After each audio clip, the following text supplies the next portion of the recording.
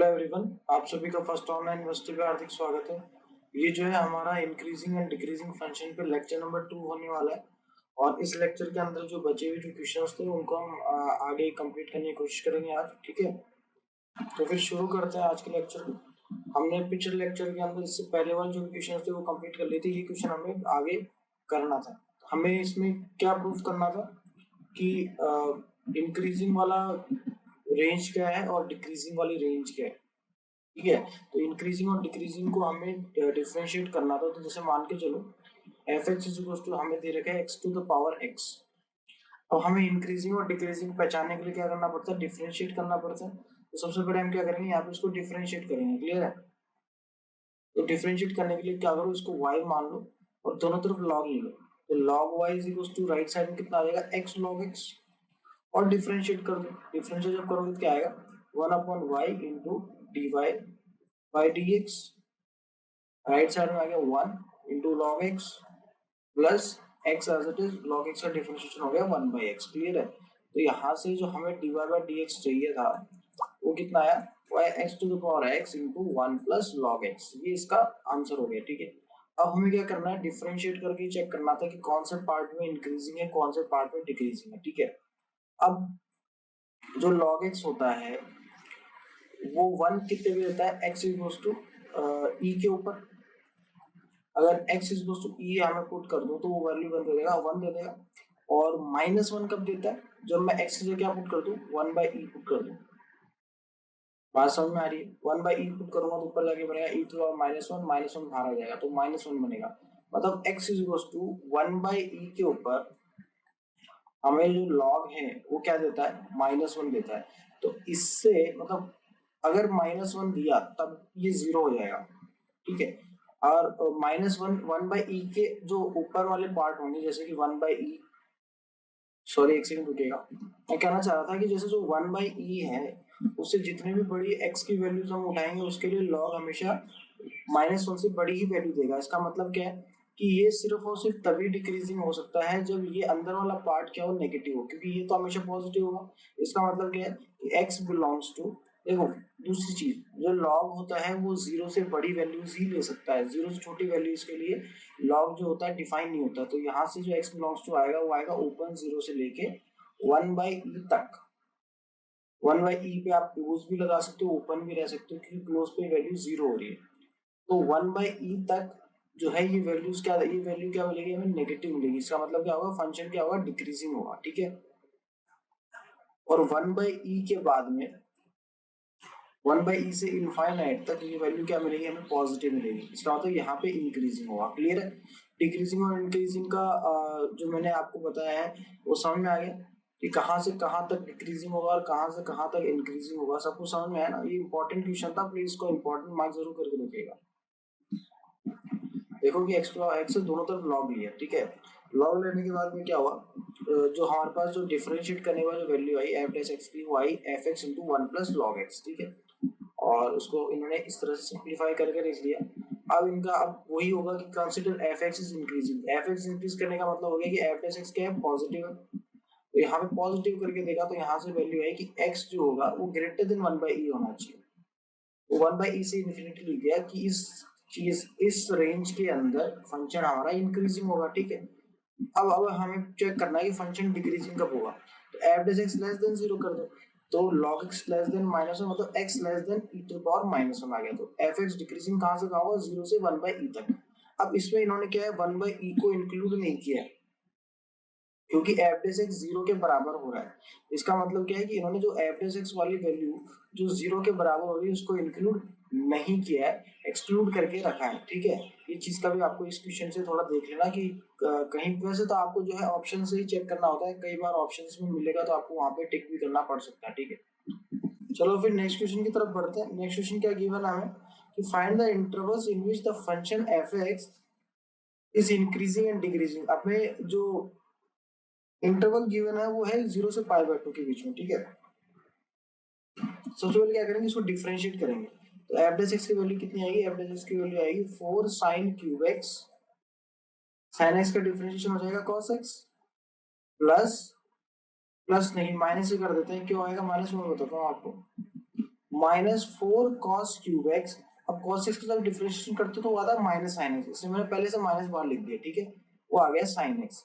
अब क्या करो यहाँ से आप 4 sine x cos x common निकालो तो क्या बच गया अंदर sine square x minus cos square x. अब आपको एक चीज और पता होनी चाहिए कि जो cos square x minus sine square x होता है वो कॉस 2x के बराबर होता है, ठीक है, ये पता होनी चाहिए। तो यहाँ से हम एक क्या करेंगे माइनस बाहर निकालेंगे, तो ये माइनस बाहर निकाल लिया। दूसरा 2 साइन एक्स कॉस एक्स किसके बराबर होता है साइन 2x के बराबर होता है, इसलिए मैंने -2 तो यहाँ रख लिया और 2 साइन एक्स कॉस एक्स को लिख दिया साइन 2x, और cos square x minus sine square x को क्या लिख दिया कॉस 2x लिख दिया। अब देखो ये क्या बन गया 2 sign A cos B, 2 sign A cos A, इसको मैं क्या लिखता हूँ साइन 2a। तो यहाँ पे वापस क्या आ जाएगा -2 तो हट जाएगा, क्या आ जाएगा साइन 4x, मतलब माइनस साइन 4x हमारा एफ डेस एक्स की वैल्यू आई है। अब क्या करना है एफ डेस एक्स को करना है हमें greater than 0। F dash x greater then 0 मतलब हो गया कि माइनस साइन 4x को ग्रेटर देन 0 होना पड़ेगा ताकि फंक्शन इंक्रीजिंग हो। इसका मतलब साइन 4x को लेस देन 0 होना पड़ेगा, ठीक है। इसका मतलब 4x कहाँ से कहाँ बीच में होना चाहिए 4x होना चाहिए आपका पाई से लेके 2 पाई के बीच में, समझ आता है। देखो x अगर 0 से पाई बाय 2 के बीच में है तो 4x कहाँ से कहाँ बीच में होगा 0 से लेके 2 पाई तक, इसलिए मैंने लिख दिया पाई से 2 पाई के बीच में होना चाहिए 4x, तभी जो है आपको साइन 4x क्या मिल सकता है लेस देन 0 मिल सकता है। इसका मतलब x की वैल्यू कहाँ से कहाँ होनी चाहिए पाई बाय 4 से लेके पाई बाय 2 तक, ठीक है। x की वैल्यू कहाँ से कहाँ होनी चाहिए पाई बाय 4 से लेके पाई बाय 2 तक फॉर इंक्रीजिंग फंक्शन, ठीक है। अब डिक्रीजिंग के लिए क्या होना चाहिए कि minus sign 4x less than 0 होना चाहिए, इसका मतलब साइन 4x ग्रेटर देन 0 होना चाहिए फॉर डिक्रीजिंग, और डिक्रीजिंग है इसका मतलब 4x कहाँ से कहाँ होना चाहिए 0 से लेके पाई तक होना चाहिए। 4x की वैल्यू अगर 0 से लेके पाई के बीच में होगी तभी हम कह सकते हैं कि हाँ ये जो फंक्शन है वो क्या है डिक्रीजिंग है। तो x की वैल्यू कहाँ से कहाँ होती है 0 से लेके पाई बाय 4 तक। तो अगर x की वैल्यू 0 से लेके पाई बाय 4 तक है तो फंक्शन क्या है डिक्रीजिंग है, और x की वैल्यू अगर पाई बाय 4 से लेके पाई बाय 2 तक है तो हम कह देंगे फंक्शन क्या है इंक्रीजिंग है, ठीक है। इस तरह से इस क्वेश्चन को सॉल्व करना था, बहुत अच्छा क्वेश्चन है, इससे आपको बहुत कुछ सीखने को मिलेगा। प्लीज इसको जरूर जो है अटेम्प्ट करके रखिएगा और इसको स्टार मार्क करके जरूर रखिएगा, बहुत ही अच्छा क्वेश्चन है, ठीक है। एफ एक्स है sine 4x plus cos 4x। तो यहाँ से जब आप इसको सिंप्लीफाई करते हो तो इन्होंने कुछ और मेथड से किया, मैंने क्या किया पहले डिफरेंशिएट किया और फिर सिंप्लीफाई किया, इन्होंने पहले सिंप्लीफाई करना ज्यादा प्रीफर समझा है, ठीक है। वैसे अपना वाला ज्यादा मेथड इजी है, ठीक है। तो यहाँ से इनको जब डिफरेंशिएट करके इनके पास आंसर कितना आया माइनस साइन 4x आया। अब F dash x greater then 0 होना चाहिए तो माइनस साइन 4x को लिख दिया उन्होंने ग्रेटर देन 0, तो साइन 4x हो गया लेस देन 0, तो 4x की वैल्यू आ जाएगी पाई से 2 पाई के बीच में। यहाँ से आप इंक्रीजिंग फंक्शन को निकाल सकते हो। ये थोड़ा सा यहाँ पार्ट गलत आ गया, इसके आगे जो सॉल्यूशन है वो रॉन्ग लिख रखा है इसमें, लेकिन जो मैंने आपको चीजें बताई वो एकदम सही है। तो आपको उस तरह से इस क्वेश्चन को अटेम्प्ट करना है, ठीक है। एक जो हमारा पिछला इससे जो पहले वाला क्वेश्चन था वो छूट गया था, वो मैं आपको उससे पहले वाला क्वेश्चन करा देता हूँ। ये वाला क्वेश्चन जो था ये छूट गया था, ठीक है, इसको अटेम्प्ट करते हैं। क्वेश्चन क्या गिवन है कि find the interval for H F x is equal to sine X minus cos X which is defined on this. मतलब 0 से 2 पाई के बीच में हमें एक फंक्शन गिवन है, हमें चेक करना है कि स्ट्रिक्टली डिक्रीजिंग और स्ट्रिक्टली इंक्रीजिंग का इंटरवल क्या होगा, ठीक है। सबसे पहले क्या करते हैं हम डिफरेंशिएट करते हैं, तो एफ डेस एक्स की वैल्यू आ जाएगी cos x plus sine x, ठीक है। अब क्या है कि एफ डेस एक्स को जो आ गया cos x plus sine x for increasing, increasing के लिए साइन एक्स को किससे बड़ा होना पड़ेगा कॉस एक्स से, माइनस कॉस एक्स से बड़ा होना पड़ेगा। इसका मतलब क्या है कि टेन एक्स को -1 से बड़ा होना पड़ेगा फॉर इंक्रीजिंग, ये फॉर इंक्रीजिंग साइन एक्स को माइनस कॉस एक्स से बड़ा होना पड़ेगा क्योंकि यहाँ पे आएगा 0 से बड़ा और इंक्रीजिंग फंक्शन। तो अब टेन एक्स -1 से बड़ा कहाँ कहाँ होगा वो चेक करना है। तो एक तो देखो जब आप यहाँ चेक करते हो तो इधर साइन एक्स पॉजिटिव होता है, इधर भी साइन एक्स पॉजिटिव होता है, इधर टेन एक्स नेगेटिव होता है, इधर भी टेन एक्स नेगेटिव होता है। यहाँ पे हम टेन एक्स की बात हो रही है तो साइन एक्स की बात रहने देते हैं। यहाँ पे टेन एक्स नेगेटिव होगा, यहाँ पे टेन एक्स नेगेटिव होगा, यहाँ पे पॉजिटिव होगा, तो ये दो तो आएगी, मतलब एक्स बिलोंग्स टू 0 से लेके पाई बाय 2 तक, और बोला जाए पाई से लेके 3 पाई बाय 2 तक, ये वैल्यूज तो आएगी, ठीक है, ये वैल्यूज तो इंक्लूड है। कि एक तो ये वाली वैल्यूज और एक ये वाली वैल्यूज, इनके करस्पॉन्डिंग तो 10x 1 - 1 से बड़ा ही होगा, ठीक है। अब हमें चेक करना है इन दो के अंदर, ठीक है। तो 10x - 1 से बड़ा कब होगा और कितनी देर में होगा। जैसे अब आप चेक करते हो 10x का ग्राफ होता है वो 0 पे वैल्यू 0 देता है, π/2 पे वैल्यू ऐसे आती है इसकी। अब ये चीजें देखो, अभी हमने अगला जो पिछला इससे जो पहले वाला जो क्वेश्चन किया था, जो क्वेश्चन नंबर 3, उसमें मैंने ऐसे ही किया था कि इंटरवल को चेक किया। तो आपको क्या करना है, ये जो 10x का ग्राफ है, इस 10x के ग्राफ को चेक करना है और वहां से ये निकालना है कि 10x - 1 से बड़ा कब होगा। जब 10x - 1 से बड़ा होगा तो वो इंटरवल को आप ले लोगे इंक्रीजिंग के अंदर, और जो पार्ट 10x - 1 से छोटा होगा उसको आप डिक्रीजिंग फंक्शन के अंदर इंक्लूड कर लोगे, ठीक है। ये चीज अब मैं नहीं कर रहा हूँ, आपको मैंने समझा दिया इस क्वेश्चन को कैसे अटेम्प्ट करना है। अगला क्वेश्चन था वो सेम सा इस तरह से क्वेश्चन था, इसलिए मैं इसको वापस अटेम्प्ट नहीं कर रहा हूँ, ठीक है। ये आप चेक कर लीजिए, ये वाला हम कर चुके हैं, ये वाला क्वेश्चन। तो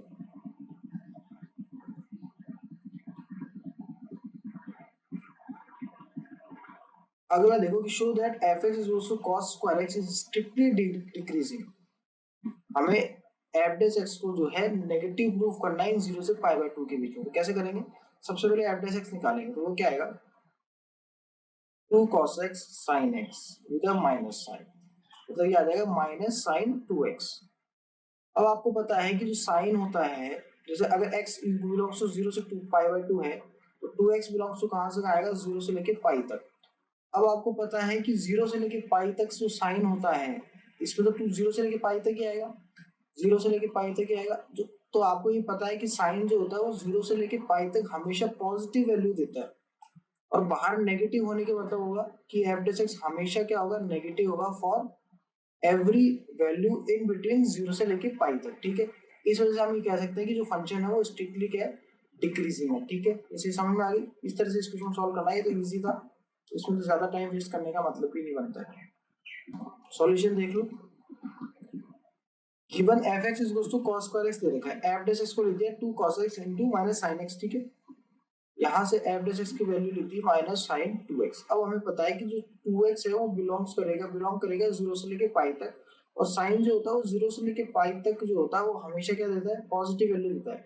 और बाहर नेगेटिव होने का मतलब है क्या हो गया कि f(x) हमेशा नेगेटिव होगा, x belongs to 0 से π/2, तो 2x belongs to 0 से पाई हो गया, और sin 2x is always positive if 2x is 0 से लेके पाई तक। तो f(x) नेगेटिव आ जाएगा, तो स्ट्रिक्टली डिक्रीजिंग होगा 0 से लेके π/2 तक। ये तो इजी था, इसलिए ज्यादा टाइम वेस्ट मत करो। नेक्स्ट ये वाला रहने दो, ये क्या, अगला है कि show that f(x) is equals to mod of x is strictly decreasing on minus infinite से 0 and strictly increasing on 0 से लेके इनफाइनाइट तक, ठीक है। ये कर देंगे। अब आपको इसमें आपको f(x) निकालने की जरूरत नहीं है, इसमें आप डायरेक्ट ग्राफ से जाओ, आपको साफ नजर आ रहा है कि f(x) देखो, f(x) निकालने का मतलब क्या होता है, इसका मतलब होता है कि हमें स्लोप निकालनी है। और स्लोप देखो, इसमें आप जब चेक करोगे तो ये जो स्लोप है इसकी ये मॉडस का ग्राफ है, माइनस इनफाइनाइट से लेके 0 तक ये लाइन जाती है, इसकी स्लोप होती है -1, इसकी स्लोप होती है 1। इसका मतलब क्या है कि 0 से लेके इनफाइनाइट तक तो पॉजिटिव है f(x), और माइनस इनफाइनाइट से लेके 0 तक है नेगेटिव। इसका मतलब माइनस इनफाइनाइट से 0 में स्ट्रिक्टली डिक्रीजिंग होगा, और 0 से इनफाइनाइट में स्ट्रिक्टली इंक्रीजिंग होगा। 0 को एक्सक्लूड कर दिया क्योंकि हमें स्ट्रिक्टली बोला गया, ठीक है। तो इस तरह से इस क्वेश्चन को सॉल्व कर लो। सॉल्यूशन देखते हैं इसका, सॉल्यूशन क्या दे रखा है इन्होंने, given f(x) is mod of x, differentiate करते हो तो mod of x upon x आता है, ठीक है। अब x लेस देन 0 के लिए mod of x खुलेगा -x के साथ, तो f(x) आ जाएगा -1, और f(x) लेस देन 0 हो गया, मतलब क्या है कि x belongs to minus infinite से 0 के लिए फंक्शन क्या डिक्रीजिंग होगा, ठीक है, वो आ गया। और फिर उसी तरह से जो है आप पॉजिटिव के लिए भी चेक कर सकते हो, मतलब f(x) स्ट्रिक्टली इंक्रीजिंग हो जाएगा if x is greater then 0। वो मैंने आपको ग्राफ से डायरेक्ट समझा दिया, वो ज्यादा अच्छा लगा मेरे को। Without using the derivative, show that the function is strictly increasing। but derivative को शो नहीं करना, तो उसकी हेल्प से हमें पता करना है कि जो फंक्शन है वो स्ट्रिक्टली क्या है, इंक्रीजिंग है इन ऑन आर के अंदर, ठीक है। तो इसको कैसे सॉल्व करेंगे, तो ये ऐसे क्वेश्चन में से आते नहीं है यूजुअली, लेकिन फिर भी अगर आपको मान लो एक ऐसा क्वेश्चन मिल जाए तो आप इसको कैसे सॉल्व करोगे।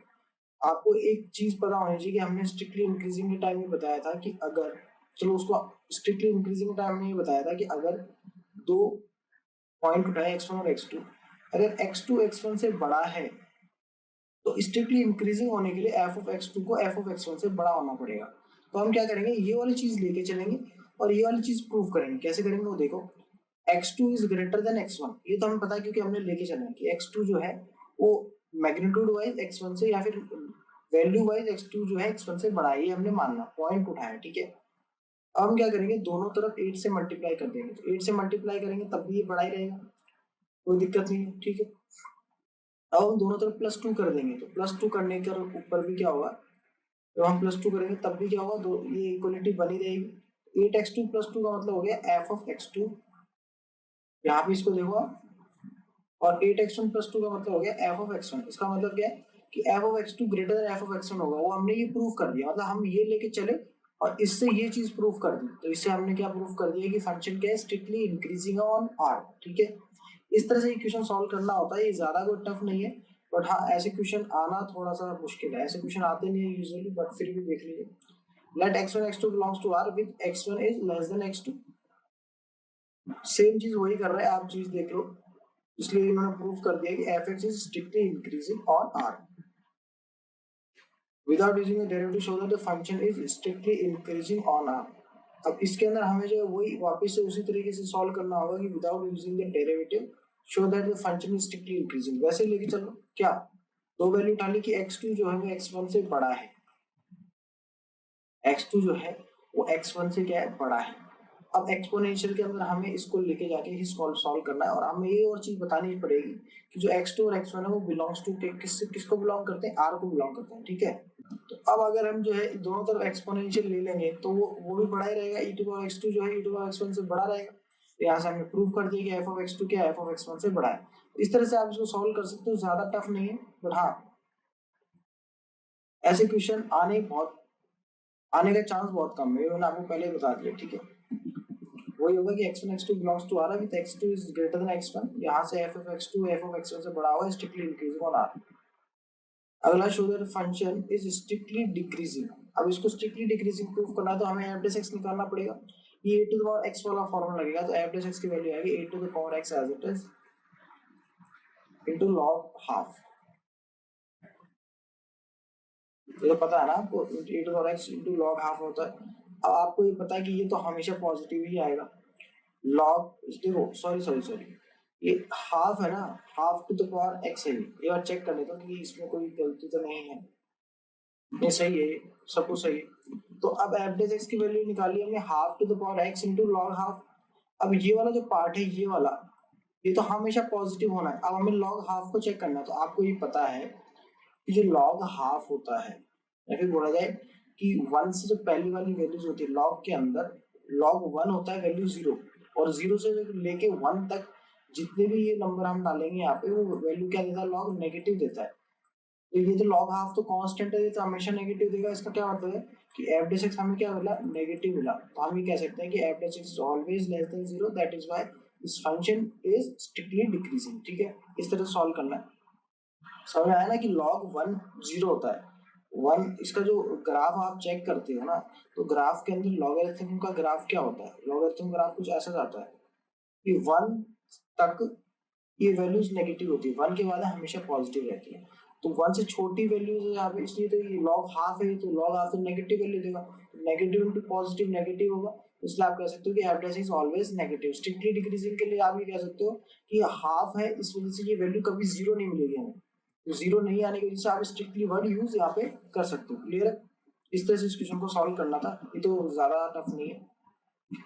इन्होंने जैसे हमने पिछले क्वेश्चंस किए उस तरह से सॉल्व किया है कि x1 और x2 बिलोंग्स टू r है, x2 ग्रेटर देन x1 है, दोनों तरफ जो है जैसे हम एक्सपोनेंशियल का यूज करते हैं यहाँ पे 2 की पावर के अंदर लेके चले गए और इस तरह से इसको सॉल्व किया। इस तरह से भी कर सकते हो, और वो जो मैंने आपको बोला f x निकाल के कर सकते हो, ठीक है।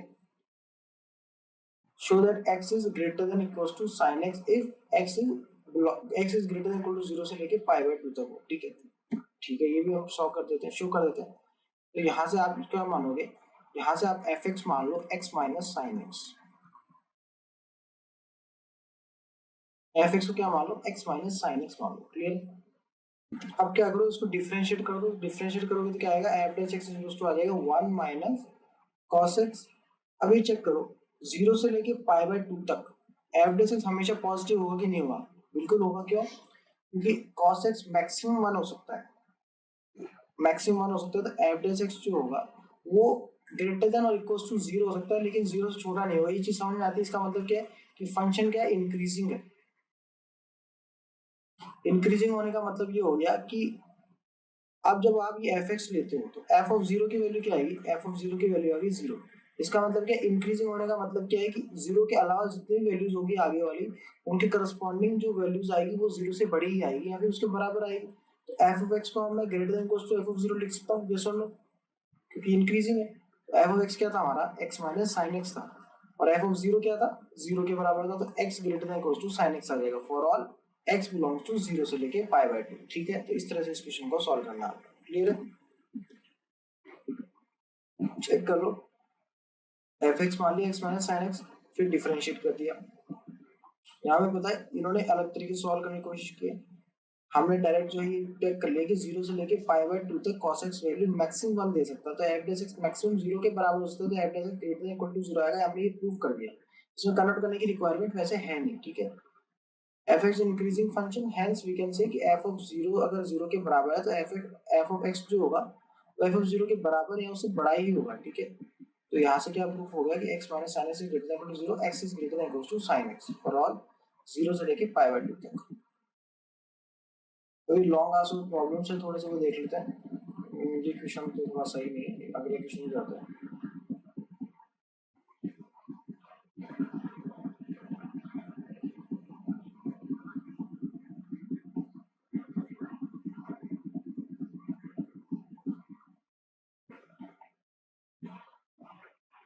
जो लॉन्ग आंसर टाइप वाले क्वेश्चन थे वो थोड़े से सही से यहाँ पे है नहीं क्वेश्चन, तो इसलिए जो है उनको मैं अभी नहीं करा रहा हूँ। आगे चल के जब उनको करेक्शन करके उसके अंदर तो हम उसको अटेम्प्ट करेंगे। ठीक है, तो ये लेक्चर जो है हम आज यहीं तक ही कंप्लीट करेंगे। थोड़ा सा क्या है, ये छोटे लेक्चर इसलिए मैं बना रहा हूँ ताकि क्या है, ये थोड़े जो चैप्टर्स चल रहे हैं हमारे थोड़े से कैलकुलेशन वाइज थोड़े से डिफिकल्ट है, और हो सकता है कि आप लंबे लेक्चर देखोगे तो आप थोड़े से बोर होने लगो। इस वजह से जो है मैं थोड़े से जो है छोटे छोटे लेक्चर्स इस बार प्रोड्यूस कर रहा हूँ, जैसे कि 30 मिनट्स 35 मिनट्स। ठीक है, तो वो चीज़ आप देख लीजिएगा। और उसके अलावा हमारा जो फर्स्ट ऑनलाइन यूनिवर्सिटी है उसका जो यूट्यूब चैनल प्लीज उसको सब्सक्राइब जरूर कर लीजिएगा। उसके ऊपर जो है हम जो फ्री ऑफ कॉस्ट वाले जितने भी वीडियोस वगैरह होती है, जो भी कोर्स वगैरह हम लाते हैं, जो फ्री कोर्सेज होते हैं वो यूट्यूब के ऊपर ही हम अपलोड करते हैं। तो वहाँ से आप और आपके फ्रेंड्स वगैरह उसको देख सकते हैं। उसके अलावा जो हमारा फर्स्ट ऑनलाइन यूनिवर्सिटी का जो मोबाइल एप्लीकेशन है प्लीज़ उसको भी डाउनलोड कर लीजिएगा, Google play store app store पर आपको मिल जाएगा। उसके ऊपर हम जो है शेड्यूल वगैरह जो भी क्लासेस का शेड्यूल होता है वो डालते रहते हैं। उसके अलावा जितने भी जो जैसे कि लाइव क्लासेस वगैरह उसके बारे में आपको मिलता रहता है। जो प्रेजेंटेशन मैं आपको दिखाता हूँ, जिसमें प्रेजेंटेशन से मैं जो आपको क्वेश्चंस वगैरह या फिर जो भी चीज़ मैं प्रेजेंटेशन शो करता हूँ आपको, वो आपको प्रेजेंटेशन वहाँ पे मिल जाएगी। ठीक है, अब मैं मेन चीज़ आपसे बात कर लेता हूँ कि जितने भी हमने ये चैप्टर्स कवर किए बहुत आज अब तक जो है, मेन जो चैप्टर्स जो है, जैसे कि ये वाला जो चैप्टर हमारा अभी चल रहा है इंक्रीजिंग डिक्रीजिंग फंक्शन, ये मैक्स टू मैक्स 2 लेक्चर और लेगा।